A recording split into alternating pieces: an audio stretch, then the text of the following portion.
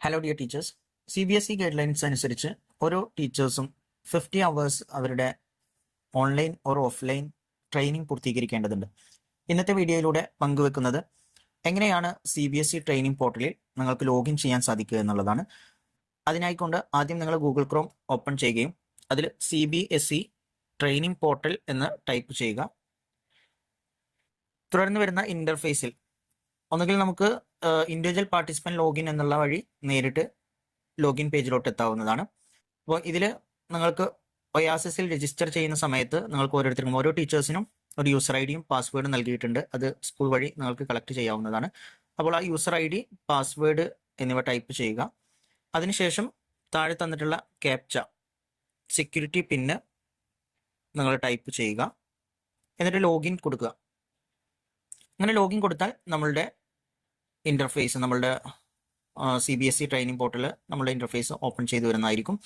ഇതിൽ വ്യത്യസ്ത നമ്മുടെ ഡാഷ്ബോർഡാണ് ആദ്യമായിട്ട് കാണിക്കുക. എത്ര ട്രെയിനിങ് രജിസ്റ്റർ ചെയ്തിട്ടുണ്ട്, അതേപോലെ തന്നെ ഫീ പേ ചെയ്ത് ട്രെയിനിങ് അറ്റൻഡ് ചെയ്തിട്ടുള്ളത്, ഫീഡ്ബാക്ക് സബ്മിറ്റ് ചെയ്തിട്ടുള്ള ഡാറ്റയൊക്കെ ഫസ്റ്റ് ഇൻ്റർഫേസിൽ നിങ്ങൾക്ക് കാണാവുന്നതാണ്.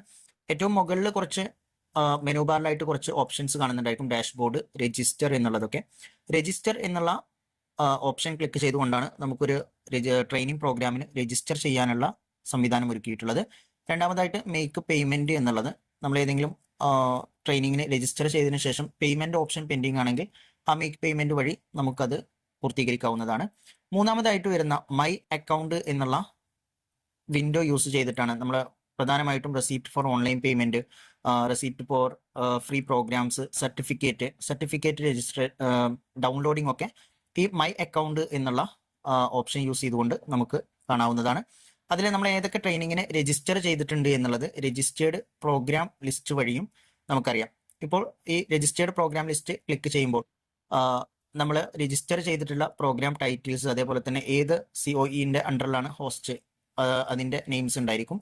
അതേപോലെ തന്നെ എന്നാണ് ആ ട്രെയിനിങ് നടക്കുന്നത്, അതിൻ്റെ ഫീ പെയ്ഡ് ആണോ അല്ലെങ്കിൽ ഫ്രീ ഓൺലൈൻ സെഷനുകളാണോ, അതെല്ലാം ഇവിടെ ഉണ്ടായിരിക്കും. അതേപോലെ തന്നെ ഫീ പെയ്ഡ് കാണിക്കുന്നുണ്ട്. ഇനി നമ്മളൊരു ട്രെയിനിങ് അറ്റൻഡ് ചെയ്തിട്ടുണ്ടെങ്കിൽ ഈ അറ്റൻഡൻസ് എന്നുള്ള ഭാഗത്ത് yes or no എന്നുള്ള ഓപ്ഷൻസ് ഒക്കെ അവിടെ കാണാം. അതേപോലെ തന്നെ അതിൻ്റെ ഫീഡ്ബാക്ക് നൽകിയിട്ടുണ്ടെങ്കിൽ ഫീഡ്ബാക്ക് എന്നിവയൊക്കെ ഇവിടെ കാണാവുന്നതാണ്. ഇത്രയാണ് നമ്മൾ ഒന്നാമതായിട്ടുള്ള ലോഗിനും അതേപോലെ തന്നെ അതിലുള്ള ഓരോ പോയിന്റുകൾ. ഇനി ഒരു ട്രെയിനിങ് അറ്റൻഡ് ചെയ്തിട്ടുണ്ടെങ്കിൽ നമുക്കതിൽ ഫീഡ്ബാക്ക് സബ്മിറ്റ് ചെയ്യാനുണ്ടായിരിക്കും. അപ്പോൾ ആ ഫീഡ്ബാക്ക് സബ്മിറ്റ് ചെയ്യുന്നതുമായി ബന്ധപ്പെട്ട് സബ്മിറ്റ് ഫീഡ്ബാക്കിൽ ഓഫ്ലൈൻ ആണോ ഓൺലൈൻ ആണോ എന്നുള്ളതെല്ലാം സെലക്ട് ചെയ്ത് നമുക്കതിൻ്റെ ഫീഡ്ബാക്ക് സബ്മിറ്റ് ചെയ്യാവുന്നതാണ്. അതേപോലെ തന്നെ നമ്മൾ ആവശ്യം കഴിഞ്ഞാൽ നമുക്ക് ലോഗൗട്ട് നൽകുകയാണെങ്കിൽ ഈ ഒരു ഇൻ്റർഫേസിൽ നിന്ന് നമ്മൾ സക്സസ്ഫുള്ളി ലോഗൗട്ട് ആവുന്നതായിരിക്കും.